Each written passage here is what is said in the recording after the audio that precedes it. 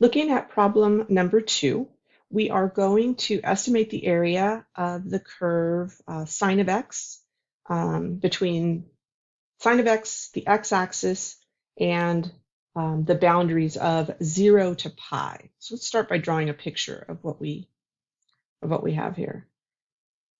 So let's just say that this is 0. Let's put pi out here. Actually, I should probably spread this out a little bit more, because we're going to have to draw some rectangles there. And our function will look like this. It's asking us to create 4 rectangles. So here's the halfway point, pi over 2. This would be pi over 4, and this would be 3 pi over 4. We're going to do this twice. First, we will use the right endpoints, and then we'll use the left endpoints. So for the right endpoints, I'm going to have, I'm just drawing where the heights of my rectangles are going to be. There's one. Here's a second, third, and then the fourth one, our endpoint is at pi, and so that last rectangle is going to be just down here. So this is R1, R2, R3, and R4. Okay. So this is using, let's say, the right-hand endpoints. The base for each of these is this distance, which is pi over 4. So the base for all of these is going to be pi over 4. And then we're taking the right-hand endpoints, so plugging the function, plugging in pi over 4 into the function. And then pi over 2, 3 pi over 4, and pi. So now we're going to think about, going back to trig, what are the function values when we plug, what's sine of pi over 4? That's square root 2 over 2. And what's the sine of pi over 2? That's going to be 1. The sine of 3 pi over 2, or 3 pi over 4, is also square root 2 over 2. And the sine at pi is equal to 0.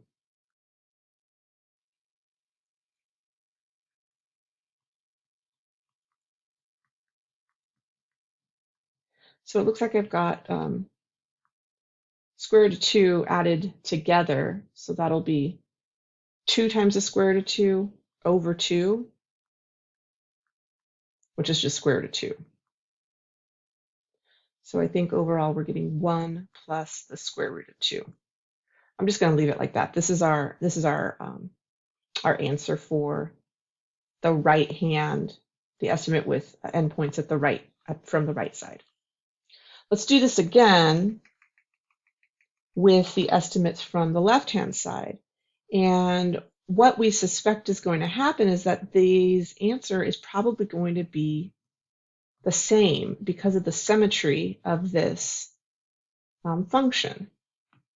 Here, let me erase, not the whole thing. Parts of my graph are going to get erased that I don't want. All right, I'm just going to start over because I can't keep that intact. Let me draw this again.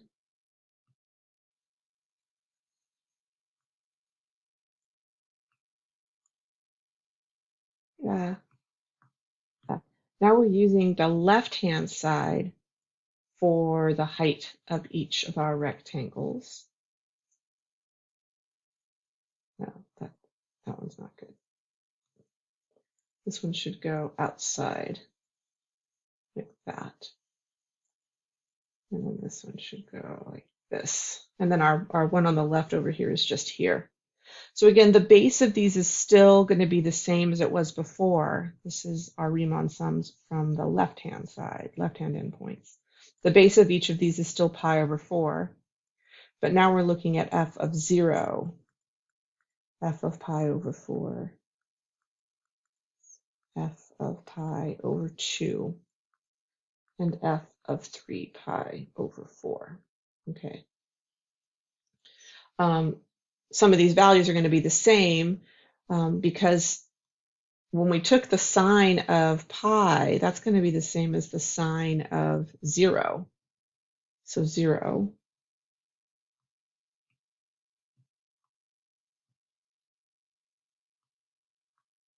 And then root 2 over 2, 1, root 2 over 2.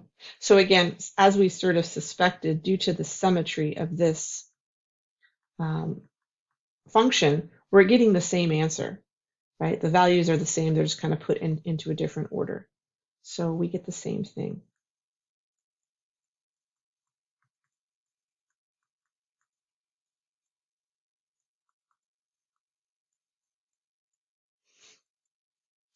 All right. The third question is looking at velocity of a function. We talked about velocity and acceleration of functions and the position function. We said that the starting with a position function, if I took its derivative, I get the velocity function.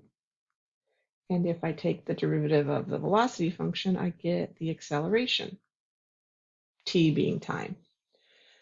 We're given a velocity function here.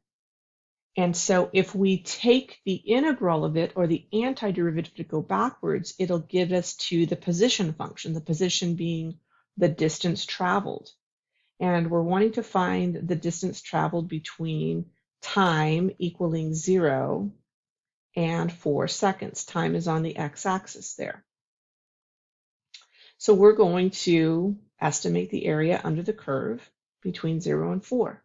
So let's use, just to make it easy, let's use 4 rectangles. And because of what we did in the first problem, we saw that using the midpoint might be the better estimate. So I'm going to go to the midpoints here to use for the heights of each of these. I'm going to draw my rectangles. Here's one of them. Here's our second. Here's our third. And then the fourth is here, really, really tiny, but sitting there. So we believe that the estimate for distance traveled is going to approximately be, the base of each of those rectangles is 1. And then I'm looking at f of 0.5, f of 1.5, f of 2.5, and f of 3.5.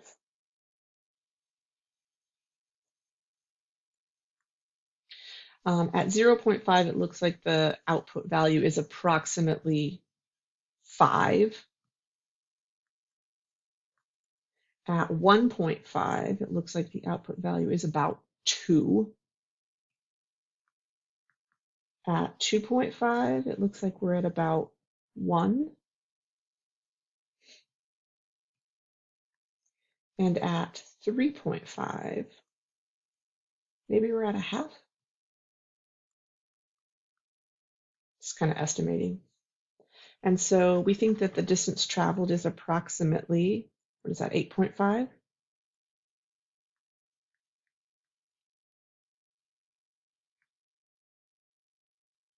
All right, this is what I wanted you to see in class a couple weeks ago. I'm going to save the fourth problem for us to do together because it leads nicely into what we are going to do on Tuesday. If you have questions, send me a quick email. Have a good day.